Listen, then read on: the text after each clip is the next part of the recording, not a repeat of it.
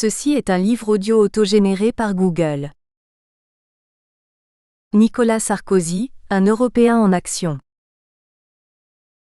Paul Legoll. Nicolas Sarkozy, un Européen en action. Avant-propos d'Alain Lamassoure. Ancien ministre. Député européen. Du même auteur. Konrad Adenauer et l'idée d'unification européenne janvier 1948 au mai 1950. Berne, Peter Lang 1989. Charles de Gaulle et Konrad Adenauer. La cordiale entente préface de Joseph Rovan. Paris l'Harmattan 2004. Konrad Adenauer, 1876 à 1967. Chancelier allemand et promoteur de l'Europe. Postface d'Annelies Poppinga. Paris l'Harmattan 2007. Petit dictionnaire européen Paris, l'Harmattan 2009. Copyright l'Harmattan 2012. 5 à 7 rue de l'École Polytechnique, 75 005 Paris. http://www.librairieharmattan.com. Diffusion.harmattan@wanadoo.fr. harmattan@wanadoo.fr. ISBN 978 2 296 55 853 3. EAN 9 782 296 558 533. Pour Sylvia. Avant-propos. Biographe du chancelier Adenauer et auteur d'un ouvrage sur son européisme, Paul Legoll a choisi d'étudier ici une dimension encore peu connue de Nicolas Sarkozy, son rapport à l'Europe. Un sujet assez neuf et déjà riche pour mériter un détour avant même la fin du mandat présidentiel.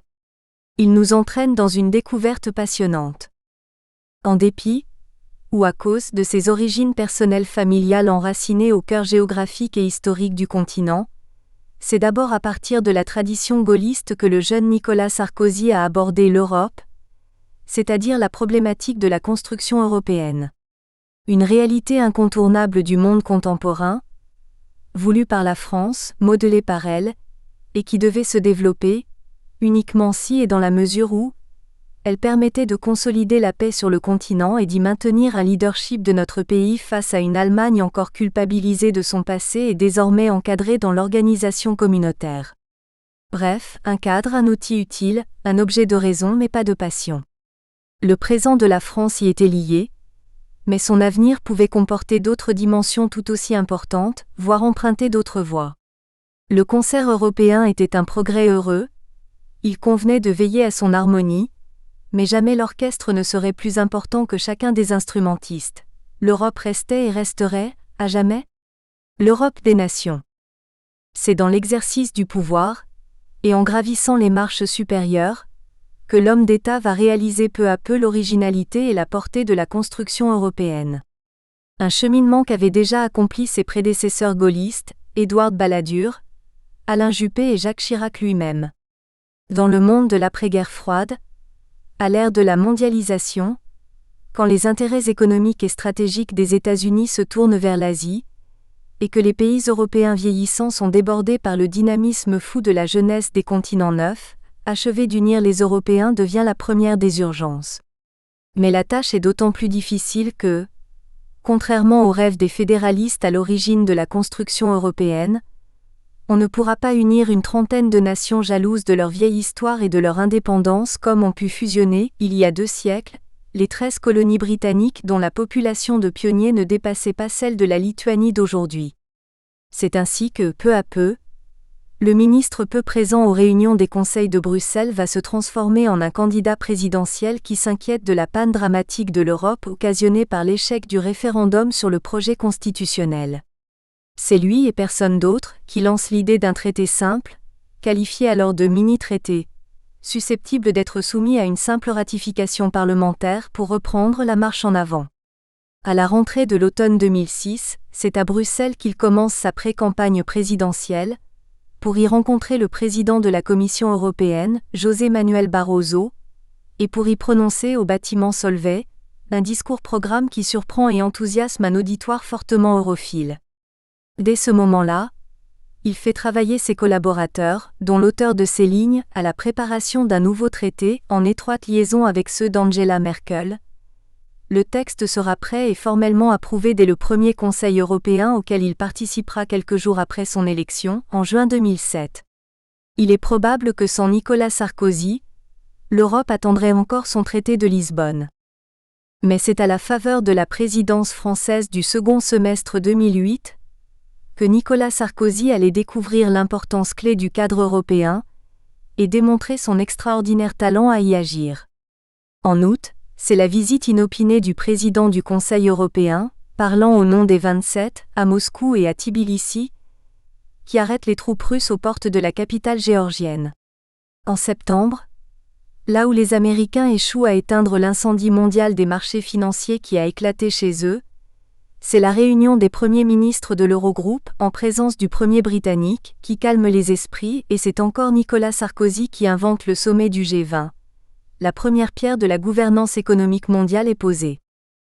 3 ans plus tard, le paysage est plus complexe, et d'autres réalités apparaissent, comme Paul Léjol le montre bien.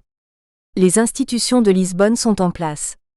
Le Conseil européen a désormais un président permanent, mais le choix des grands dirigeants nationaux, à commencer par le président français, s'est porté sur une personnalité de consensus plus que de leadership. Or, le leadership, c'est ce dont l'Europe a besoin plus que jamais dans la crise gravissime des dettes publiques. Comme en 2008, Nicolas Sarkozy est le premier à réagir à chaque épisode et à en imaginer la solution.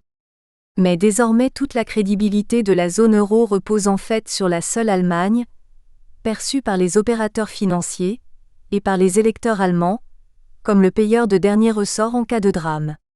Sarkozy l'Européen voit sa capacité d'influence limitée par les performances inférieures de son propre pays, qui attend encore la vraie rupture. Alain Lamassoure. Ancien ministre. Député européen. Introduction. Voici une étude consacrée à un pan de la politique de Nicolas Sarkozy qu'on peut qualifier d'important, à ses idées sur l'unification du vieux continent, aux principes qui le guident et plus encore, à l'action qu'il a conduite et qu'il continue de mener. Elle n'est pas la première, mais elle se distingue en toute modestie des autres en ce sens qu'elle remonte au point de départ, en partie aux origines, de son européisme. Ce qu'elle n'est pas. Catherine Ney, journaliste de radio réputée ayant connu le succès avec des livres sur plusieurs de nos hommes politiques les plus marquants, a publié une biographie de Nicolas Sarkozy dans laquelle elle note avoir interrogé une bonne centaine de personnes. Témoins de premier rang et acteurs dont le principal intéressé et ses proches qui, ce n'est pas courant, ont acquiescé à toutes ces demandes. L'auteur de ces pages reconnaît en le regrettant, qu'il n'a pas disposé du code d'accès à ces sources, la plupart n'en pas douté de première main. De même, il ne prétend pas avoir consulté et exploité de manière tout à fait exhaustive les transcriptions des innombrables interventions sur le thème européen du président, et les archives officielles de toute façon sont muettes et le resteront encore de longues années.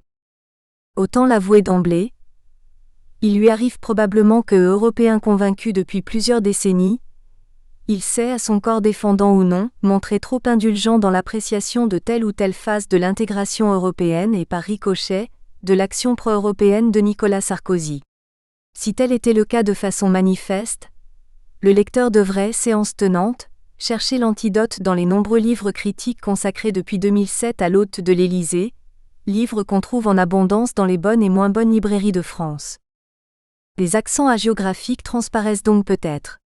Si oui, rendons-en responsable l'encre et la plume et non l'intention du scripteur.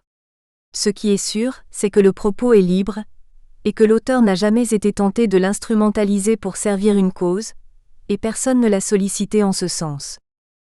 Le risque de faire fausse route, du moins d'émettre une analyse pouvant être valablement contestée.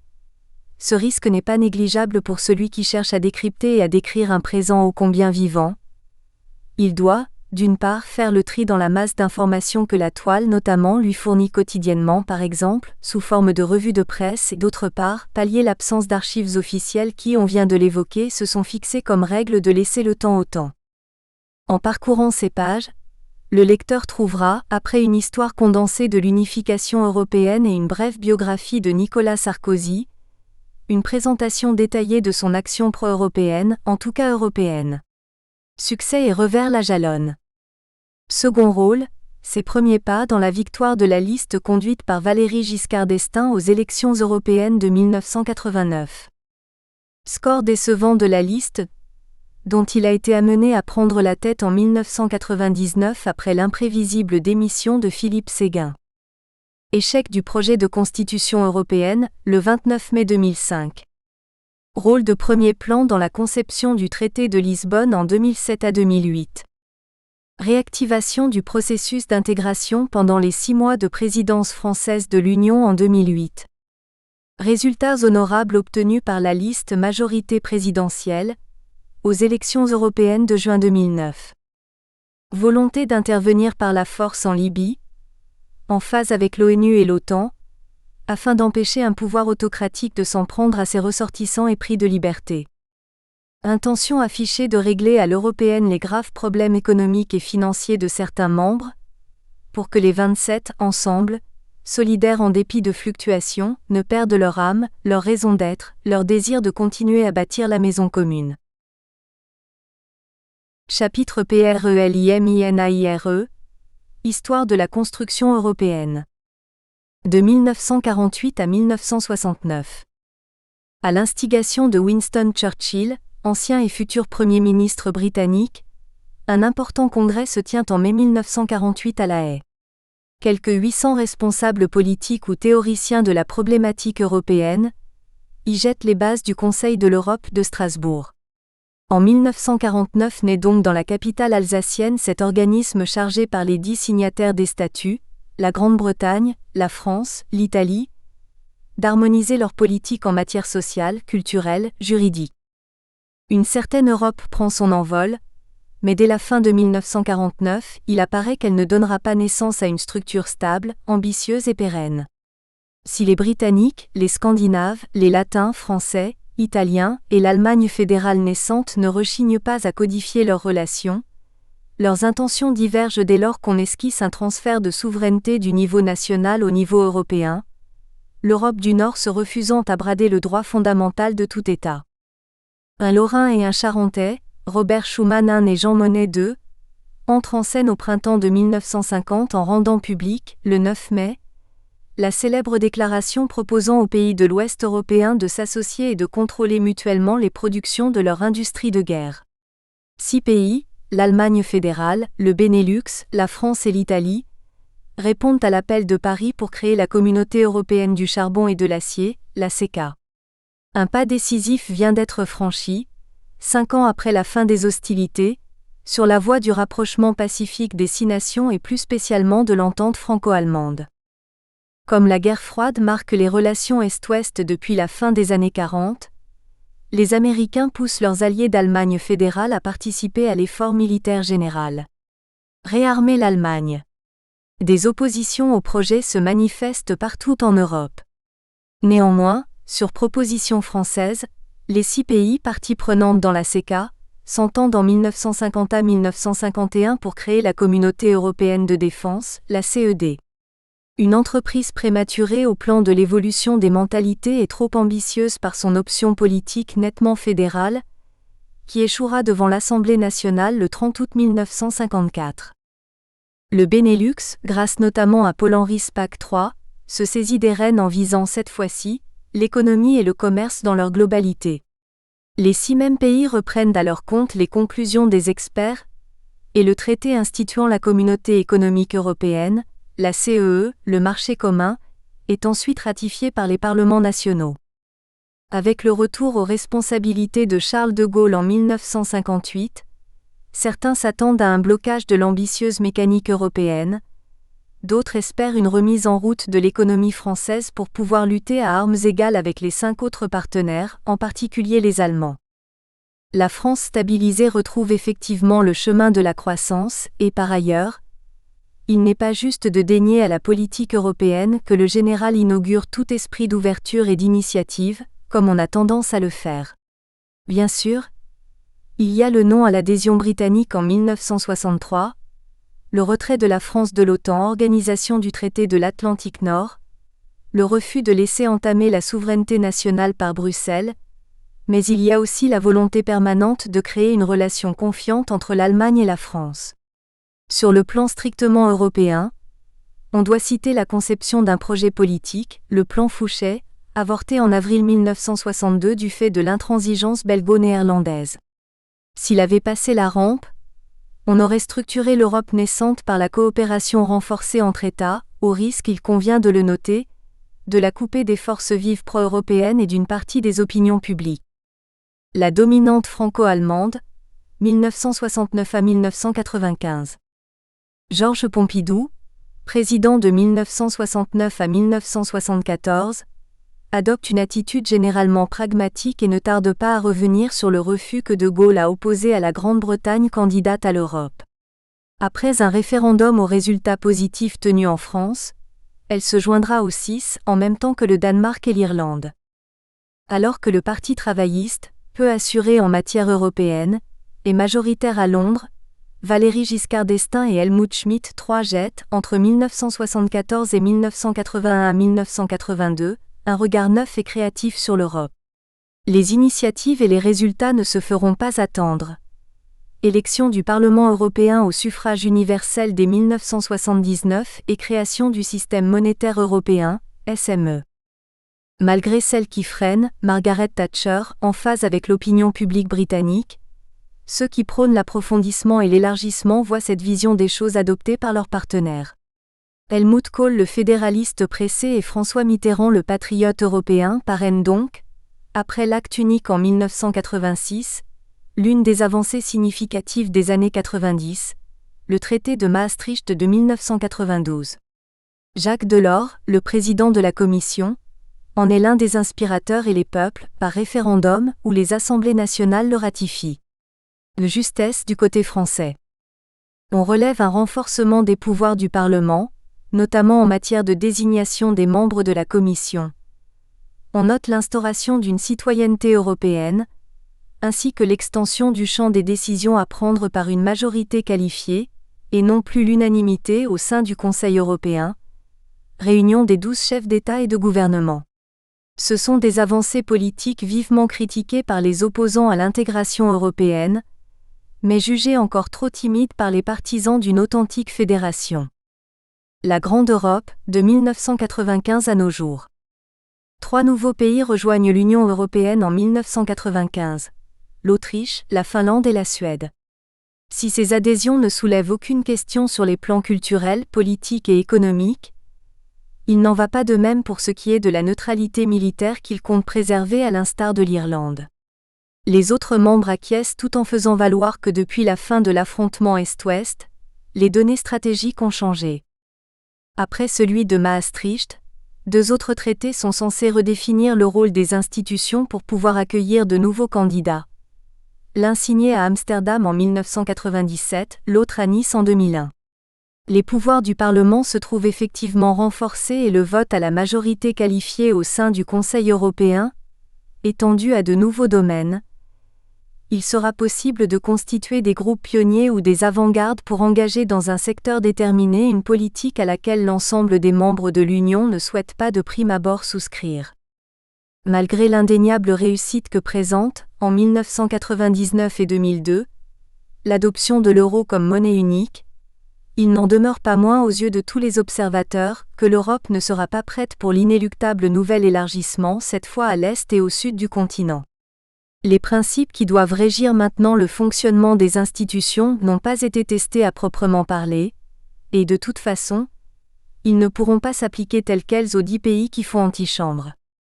Les 15 tentent en 2003 un saut qualitatif en mandatant un aréopage d'hommes politiques de premier plan et d'experts, la Convention présidée par Valéry Giscard d'Estaing, pour rédiger un traité constitutionnel. Adopté par les chefs d'État et de gouvernement, le texte en question ne peut entrer en vigueur du fait des votes négatifs des électeurs français et néerlandais, référendum de mai-juin 2005. Le traité de Nice de 2001 reste donc en vigueur et régit le quotidien européen. 10 pays Chypre, Estonie, Hongrie, Lettonie, Lituanie, Malte, Pologne, Slovaquie, Slovénie et Tchéquie entrent dans l'Union en 2004 et 2 autres, Bulgarie et Roumanie en 2007. Non pas à proprement parler pour combler un vide, mais plutôt pour asseoir l'édifice sur des bases solides.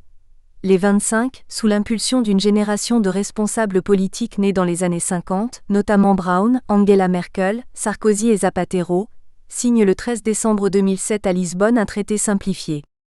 Il entre en vigueur au début 2010. Parmi les modifications qu'il apporte au fonctionnement antérieur, on cite en première ligne la nomination d'un président du Conseil des chefs d'État et de gouvernement 4 pour une durée de 2 ans et demi. L'Union européenne se fixe comme objectif prioritaire en 2010 de maîtriser une situation économique, peu encourageante pour la plupart de ses membres, très risquée pour plusieurs d'entre eux. L'élargissement vers les Balkans est reporté sine die. Esquisse biographique. Entrée en politique. Racines hongroises. Né à Budapest, fils de propriétaires terriens, Pál Nagy Bocskai Sarkozy ressent les pires craintes en 1944, il a 16 ans, lorsque les troupes soviétiques s'apprêtent à prendre le pouvoir en Hongrie. D'origine aristocratique de surcroît, il juge, sauf à composer servilement avec les nouveaux maîtres, que son avenir est ailleurs. À Vienne peut-être. Il réussit à gagner l'Autriche, puis l'Allemagne où, à Baden-Baden, il rencontre un recruteur de la Légion étrangère. Il signe un engagement probablement sans s'imaginer les conditions de vie d'un légionnaire en Indochine ou sur d'autres théâtres d'opération. Déclaré inapte, il cherche par d'autres voies à se fixer en Occident, en France par exemple. Pendant quelques mois en 1948, il mène une existence précaire à Paris, avant de trouver sa voie et son gagne-pain dans la publicité. Sémillant, charmeur, il fait la connaissance d'une étudiante en droit, André Mala, fille d'un chirurgien originaire de Salonique, qu'il épouse malgré les réticences paternelles. Vu l'état de leurs finances, les jeunes mariés n'ont pas d'autre solution que de s'installer dans le petit hôtel particulier du Pater Familias, rue Fortuny à Paris dans le 17e arrondissement. Par son entre-gens et une réelle compétence, Pál se fait rapidement une place au soleil et en 1951, un premier-né, Guillaume, futur chef d'entreprise, contribue au bonheur du couple. Nicolas naît 4 ans plus tard, le 28 janvier 1955, 2 ans avant François qui complète la fratrie. Entre une mère active et pleine d'énergie et un père accaparé par ses activités professionnelles, bientôt aussi par ses aventures sentimentales, Nicolas suit une scolarité par moments problématique. N'est-il pas, en effet, élève de 6e, renvoyé du lycée Chaptal pour indiscipline et obligé de redoubler cette classe au cours Saint-Louis de Monceau? Absence du père? Pour une part certainement. La mésentente entre elle et son mari s'aggravant au vu et au su des 3 enfants, André Sarkozy quitte le domicile conjugal avec eux, prête à faire front dans l'adversité. Elle reprend ses études de droit, décroche ses diplômes et peut s'installer comme avocate. À Neuilly. Après le décès de son père en 1973, désireuse d'y retrouver des relations d'enfance et non pas habitée par l'envie de fréquenter la société bourgeoise et aristocratique d'une banlieue huppée, elle décide de s'installer avec les siens à Neuilly. Du fait de la défaillance paternelle, versement plus qu'irrégulier de la pension alimentaire, Nicolas se trouve obligé de rechercher de petits boulots pour financer en partie sa scolarité. Bachelier à 18 ans, il entreprend des études de droit à l'université de Nanterre et se destine, sans être vraiment fixé, à une carrière de journaliste politique. Ayant passé une maîtrise de droit privé, il s'inscrit à l'Institut d'études politiques de Paris dont il ne peut décrocher le diplôme à cause de son niveau trop juste en anglais.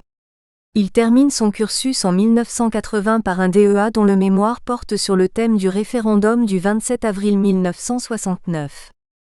En votant majoritairement non à cette consultation, les Français ont provoqué sur le champ la démission du général de Gaulle. Pour diverses raisons dont l'envie de suivre les traces de sa mère, il choisit en 1982, parmi d'autres options possibles, la voie du barreau. L'adaptation du jeune confrère de 27 ans à un cabinet d'avocats se fait sans heurts, car il manifeste une entière disponibilité et par ailleurs, ses relations dans les milieux politiques sont perçues comme un atout. Vie publique, vie privée. Nourri de la légende gaulienne dès son plus jeune âge par son grand-père, il se tourne naturellement en 1974, au moment de prendre son premier engagement politique, vers l'UDR. C'est le parti de Georges Pompidou V, l'Auvergnat qui rêvait de réconcilier la France avec son industrie, du fringant Chaban-Delmas, candidat malheureux la même année à l'élection présidentielle face à Giscard d'Estaing, et pour compléter le trio, d'un jeune loup déjà ministre de l'Intérieur, Jacques Chirac. Comme un poisson dans l'eau, Nicolas Sarkozy se trouve dans son élément dès qu'il peut se livrer aux activités d'un militant de base ou chercher à convaincre par la parole comme un futur cadre. Des échos de son activisme à Neuilly parviennent aux oreilles des organisateurs des assises de l'UDR en juin 1975 à Nice. Jacques Chirac, Premier ministre, et Charles Pasqua. À 20 ans, il est invité à s'exprimer devant 5000 militants, juste après Michel Debré le Passionné.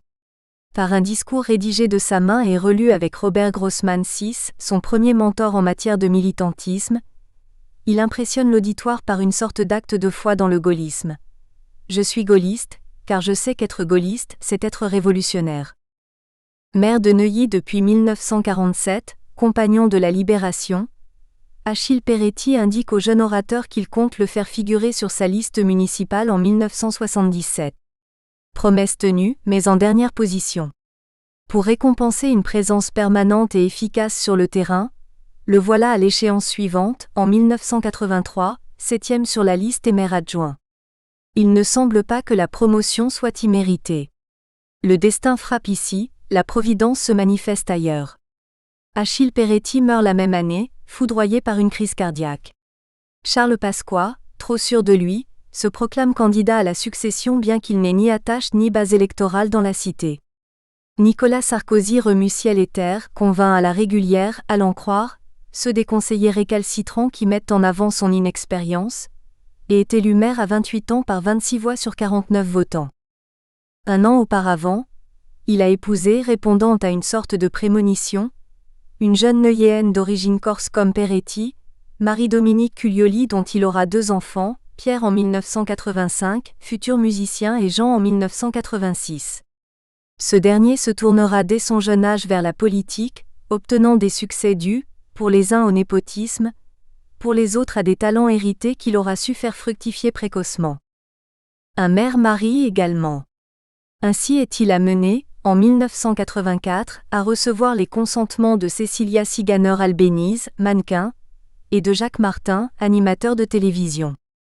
Les deux couples sympathisent, se fréquentent assidûment jusqu'au jour où la vérité éclate aux yeux de 2 conjoints. Cécilia et Nicolas se voient de toute évidence en dehors du protocole municipal. La rupture affectera profondément les époux délaissés, et pour le principal intéressé, le jugement de divorce ne sera prononcé que des années plus tard.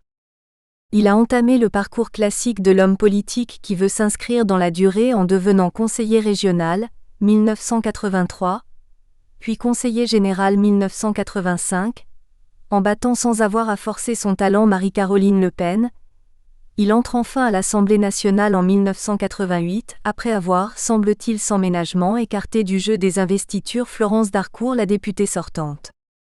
La droite se trouve alors dans une situation délicate après la victoire sans appel de François Mitterrand sur ses 2 porte-drapeaux. Raymond Barre le centriste au premier tour et Jacques Chirac au second.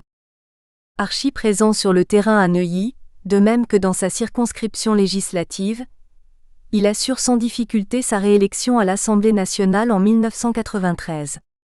Il a 38 ans, et bien en cours au RPR, à l'aise autant sous les feux de la rampe face aux caméras qu'en prêtant son concours pour les obscures besognes de militants. Nommé Premier ministre dans le cadre de la 2e cohabitation, Édouard Balladur le choisit comme ministre du Budget ainsi que porte-parole du gouvernement.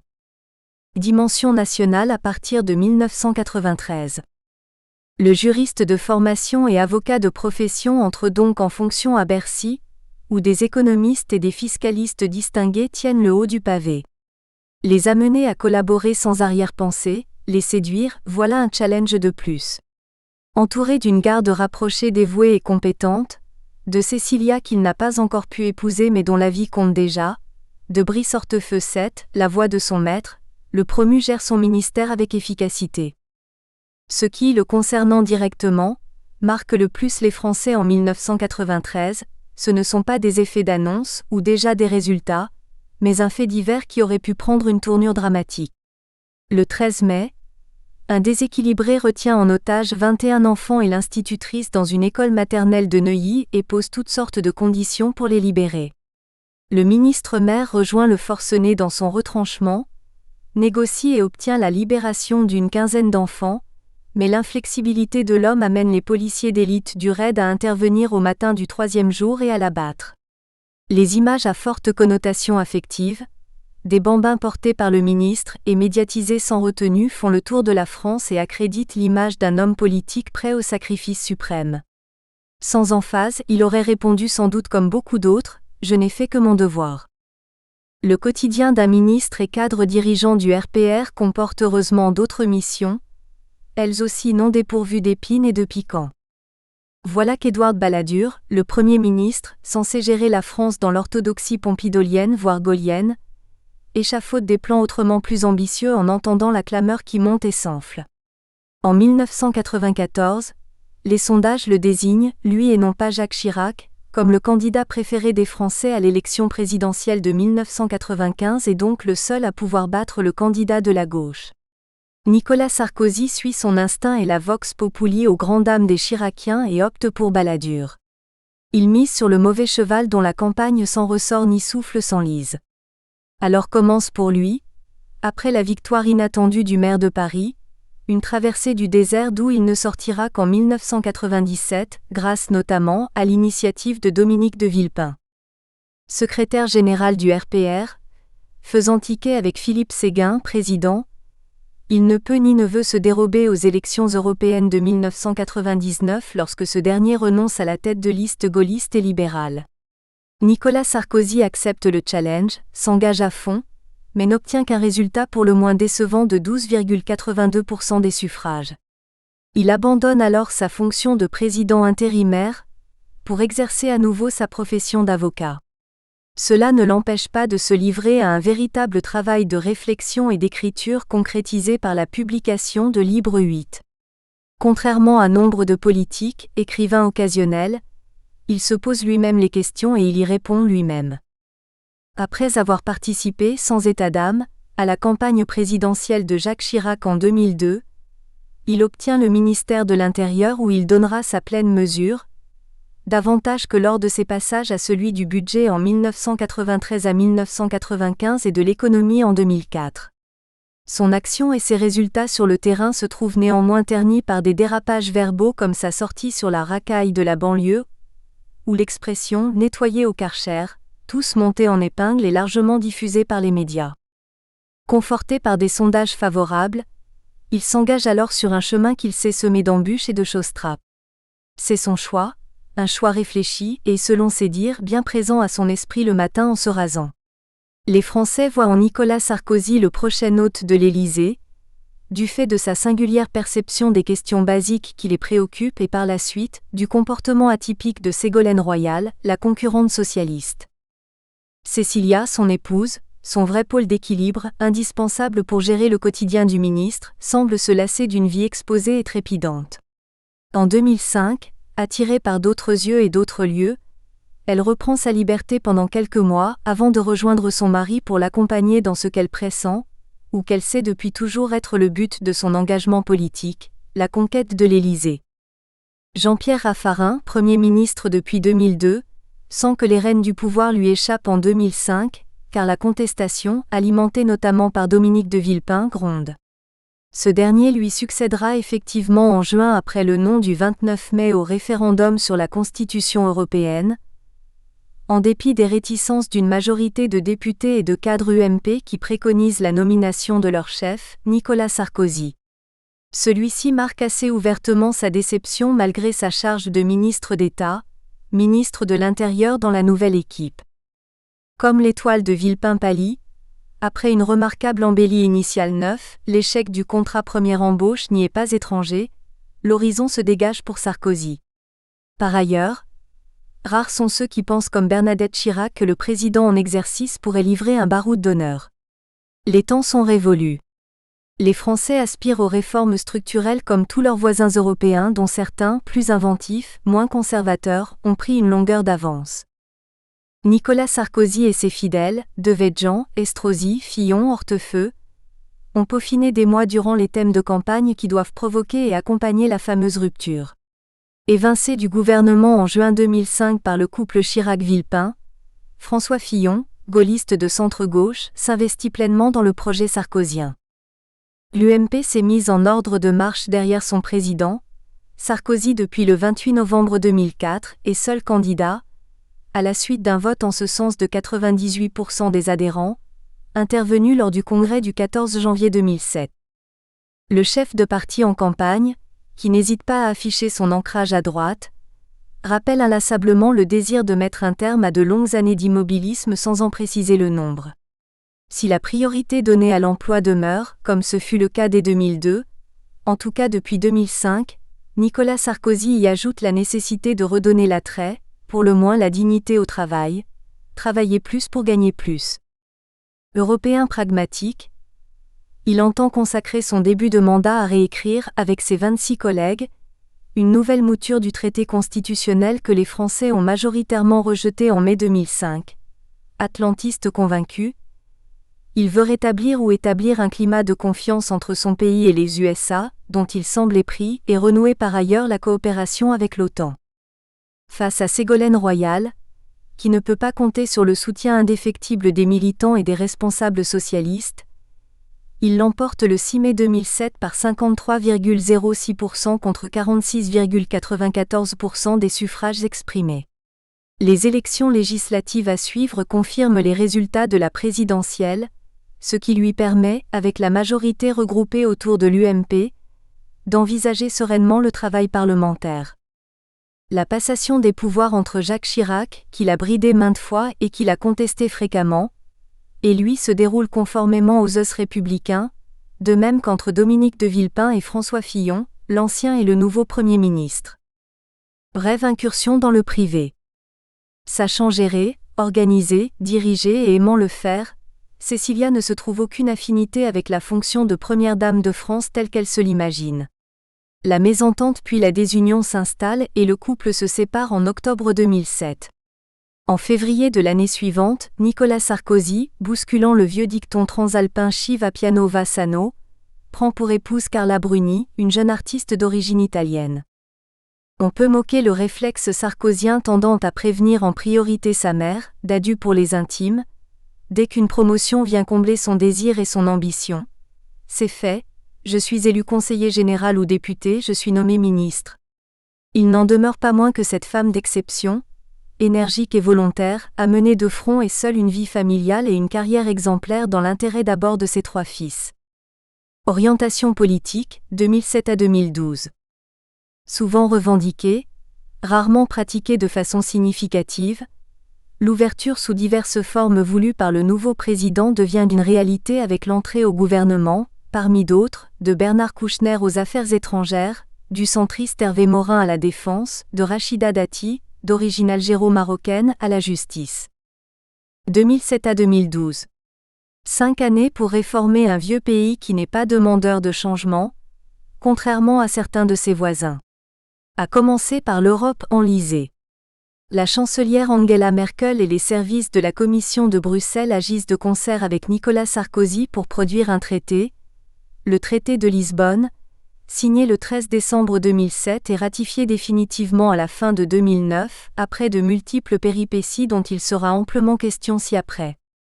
Rompant avec un principe hérité du gaullisme et non remis en cause par tous les gouvernements ultérieurs, Nicolas Sarkozy décide que la France réintégrera l'organisation militaire de l'OTAN.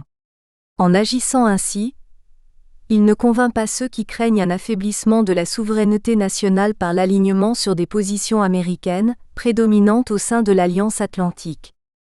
Parce qu'il veut tout orchestrer, parfois à la hussarde, il n'échappe pas à des prises de décision hasardeuses comme l'invitation à Paris de Mouammar Kadhafi, le président de la Libye, courtisé pour son pétrole, vilipendé pour le régime autocratique qu'il impose à son peuple.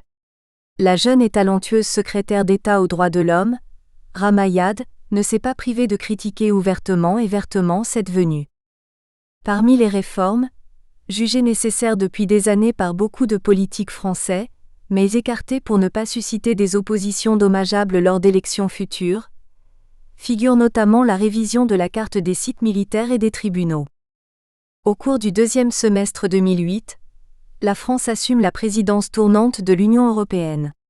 Il convient de faire bonne figure pour retrouver son autorité de naguère, et pour servir la cause européenne en général.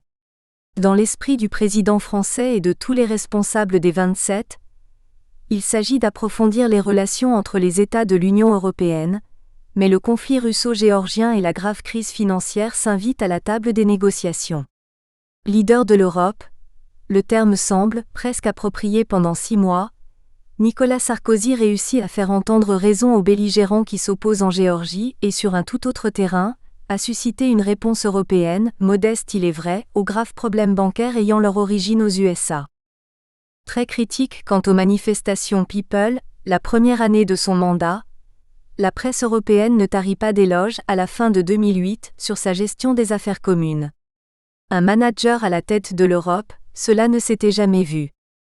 Davantage que ses prédécesseurs, il s'implique dans les élections, en particulier les européennes de juin 2009 où l'UMP obtient un score intéressant ainsi que dans les élections régionales de mars 2010 conclues, elles, par des résultats décevants pour lui. Bien qu'il pratique l'ouverture au centre-gauche, il arbore aussi, et sans retenue, les couleurs de son camp. Cela détonne de la part d'un président élu à la marge, complément de voix nécessaire par des centristes et des libéraux, parfois mal à l'aise sous cette bannière aux couleurs gaulliennes, malgré au fond une proximité politique indéniable. Un RS 1886 à 1963, démocrate chrétien sous la 4e République, ministre des Finances, président du Conseil en 1947, ministre des Affaires étrangères de 1948 à 1952, ministre de la Justice en 1955. 2 JM 1888 à 1979, issu d'une famille de producteurs de cognac et de négociants, fonctionnaire international, conseiller de gouvernement et de banque avant 1939. Coordinateur du ravitaillement des Alliés pendant la guerre, à Alger en 1943 aux côtés du général de Gaulle, commissaire général au plan de modernisation et d'équipement de L'. Économie française, 1946 à 1952, président de la Communauté économique du charbon et de l'acier. Nous espérons que vous avez apprécié cet aperçu. Pour continuer à écouter ce livre audio sur Google Play Livres, utilisez le lien dans la description de la vidéo.